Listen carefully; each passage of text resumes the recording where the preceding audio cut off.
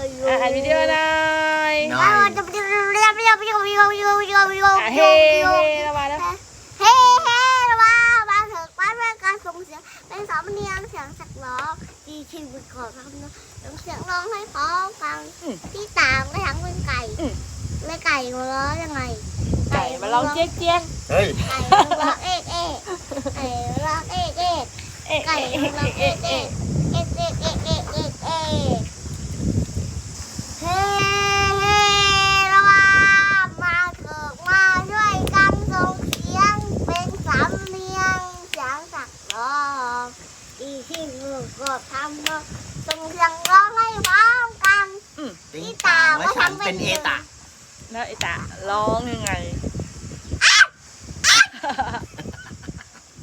เอตะร้อง ไอ้ ไอ้เนี่ยหรือจัด โอ้ยโอ้ยโอ้ยโอ้ย ไอ้บอย